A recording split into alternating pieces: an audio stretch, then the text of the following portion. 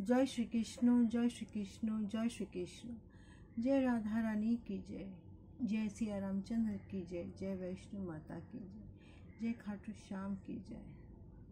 आज एकादशी, श्री नारायण दिन। जय श्री कृष्ण, जय कृष्ण, जय श्री कृष्ण, जय श्री नारायण। आज আমি শ্রীমদ্ ভগবদ গীতা নবম অধ্যায় রাজগুহ যোগ শ্লোক 26 পাঠ করছি। পত্রম পুষ্পম ফলম তোয়ম ইয়া মে ভক্তঃ প্রয়চ্ছতি ততা অহম ভুক্তঃ পাহুতঃ অশামি প্রযতে আত্মানঃ।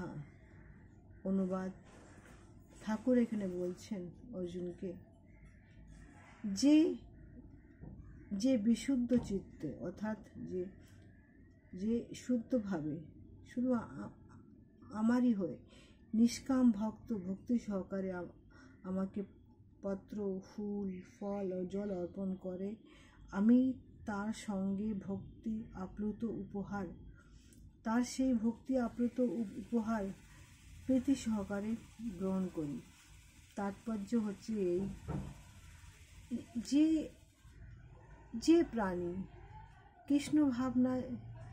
কৃষ্ণ ভাবনায় ভাবিত হয়ে শুধু আমাকেই ডাকে, আমাকে ডাকার ফলে যা যা যা আমাকে সে অর্পণ করে, আমি সেটাই তার ভক্তি, তার আনন্দ সকলে তার আমি গ্রহণ করে নিই।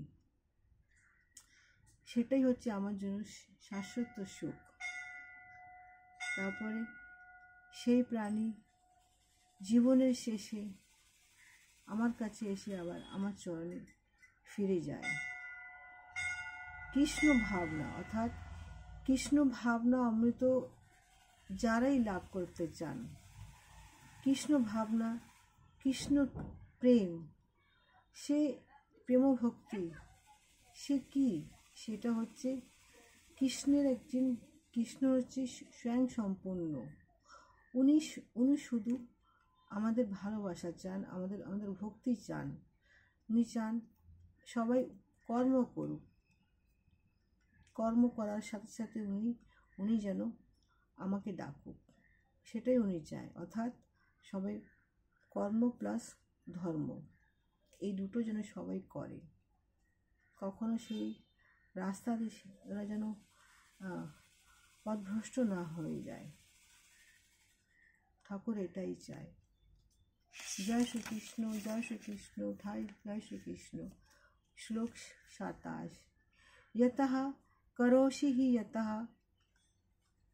अश्नासि हि यतः जुहोषि हि ददासि हि यतः यतः तपस्यसि हि कौन्तेयः ततः कुरुषः मतः अपरनम्।